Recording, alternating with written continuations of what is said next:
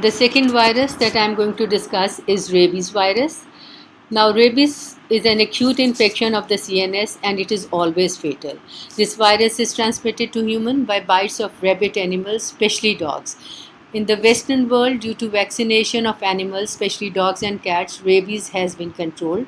But in Pakistan, due to a large number of stray dogs and no vaccination, this infection is still on the rise and it constitutes a major public health problem. If you look at the slide, this is showing you the structure of rabies virus. This rabies virus belongs to the family of rhabdoviruses, and if you look at this picture, it is composed of a single stranded RNA that is enclosed in a bullet shaped capsule. Now, this constitutes your MCQ. Bullet shaped capsule is unique for rabies virus. It is rounded at one end and it is flat at the other end. Surrounding the capsid is the envelope, and this envelope is made up of lipoproteins, and you can see these glycoprotein spikes coming out of the envelope, and these spikes are antigenic in nature. They are antigenic in nature, and there is just one antigenic type of rabies virus seen. 5 major proteins have been identified in rabies virus, and the most important is this glycoprotein. Plus, it also has an enzyme which is RNA dependent RNA polymerase. This RNA dependent RNA polymerase is also present within the rabies capsid.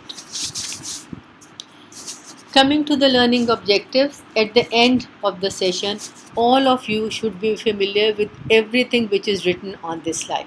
Modes of transmission, pathogenesis, the clinical course of rabies in human, diagnosis of rabies, prophylactic measures, everything is important because you are not only asked about it in your table viva, you also get MCQs and NCQs on this. This is a very serious problem in Pakistan, and that is why you are asked about it in your exams. This is the type of question that you see in the exam. A 9-year-old boy bitten by a stray dog, and then after a few weeks all the signs and symptoms of rabies were seen. What is the most likely diagnosis? What is the pathology of disease development or pathogenesis? What prophylactic measures are you going to take in a person who is bitten by a rabid dog? And obviously this means that you need to know this topic very well. Coming to the modes of transmission. Now, the common carrier of rabies virus are infected rabid dogs. Dogs are the most important source of infection in humans. However, bats, fox, cats, all infected by rabies virus can also contribute towards transmission of this disease. If you look at this portion of the slide, you can see that in case of dogs, humans are infected by bite of the rabid dog, and the virus is present in the saliva of these dogs. It is introduced by the bite into the humans, and there's going to be an invasion phase, and finally it is going to result in death of the patient. With bats, there are 2 modes of transmission. One is by bat's bite. Again, the virus is there in the saliva. It is introduced by the bite and will lead to eventually the death of the patient. And second method is the non-bite exposure. The non-bite exposure is inhaled aerosols. And when these aerosols from the bat are inhaled, this will also eventually lead to paralysis and death of the patient. Now, another rare method of transmission of this virus is by corneal transplant. It has been seen that patients who receive corneal transplant from undiagnosed cases of rabies, patients who died of undiagnosed rabies, can also obviously contribute towards this infection. So dog, a very common source of rabies, and then we have bats, number 2, saliva plus inhaled aerosols, and third are the corneal transplant from patients who die of undiagnosed rabies. Coming to the incubation period, the incubation period is variable and it is dependent upon a few factors: the site of the bite, the severity of the wound, and the time required by the virus to reach the brain. Now, if you look at this part of the slide, you can see that The further away the bite is from the brain, the longer time it is going to produce rabies in the patient, because this virus has to eventually go to the central nervous system, and it travels along the nerves. So it is dependent on site, severity, and the time required for the virus to reach the brain. Now, shorter incubation period is seen if the wound is present on the face, on the hands, on the arms, etc. Obviously, the time to travel is less, so the incubation period is also less. Children have a smaller surface area, so again, the incubation period is short. Longer incubation period has been seen if the wound is present further away from the brain, that is, it is present on the legs or on the feet. The incubation period generally has been described as 2 weeks to 16 weeks, or in some books they have given 20 days to 90 days. However, longer incubation periods of years have also been documented. Coming to the pathogenesis of this infection, the pathogenesis starts with bite of the rabid animal.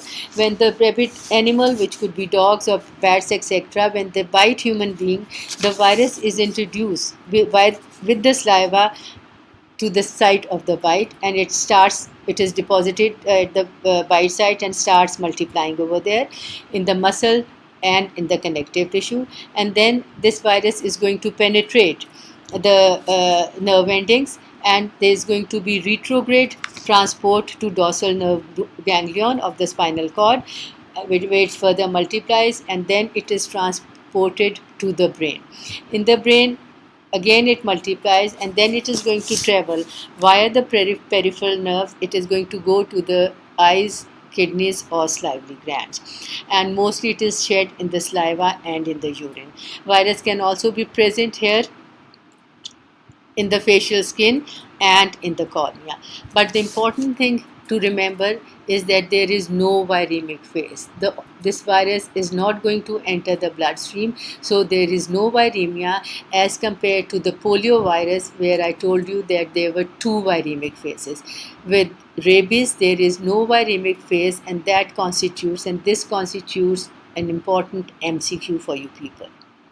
So the pathogenesis, as I told you, with the bite of rabid dog or bat, the virus in the saliva is deposited here in the wound. It is going to multiply locally here in the muscles and connective tissue, penetrate the nerve endings. There is retrograde transport. Dorsal root goes to the dorsal root ganglions of the spinal cord, multiplies over there, from where it is transported to the brain, another multiplication, and then it is going to travel via the peripheral nerves to the salivary glands, eyes, and the kidneys, and it is shed in saliva and urine. Virus is also present in the cornea and in the facial muscle. So you need to know the pathogenesis. You are asked about it in your exams as part of your MCQs plus during your table viva. Next, we move on to the clinical manifestations or clinical stages of this pathogen. Now, 3 main clinical stages or signs of this diseases have been identified. First is the prodromal phase. The second is the acute neurological stage, and then the patient goes into the coma stage, and finally there is death of the patient. The incubation period is variable. Generally, as I said, it could be 20 to 90 days. The prodromal phase takes another 1 week or 10 days to develop. The neurological phase can be seen within 2 to 7 days, and then the patient goes into a coma within 2 weeks' time, and finally death of the patient can occur. As I said earlier, the incubation period can even be months or years after exposure. But the important thing to note over here is that once the clinical signs and symptoms appear, there is no going back. So it is extremely important to treat the patient immediately after the bite of a rabid animal, dog or bat or whatever, and don't wait for the symptoms to appear, because once the symptoms appear, then this disease starts progressing and there is no treatment as such. As you can see over here, death usually occurs within a few days after appearance of clinical symptoms. No treatment once the clinical symptoms set in. So the clinical course of rabies in humans can be seen here. The first stage is the prodromal stage.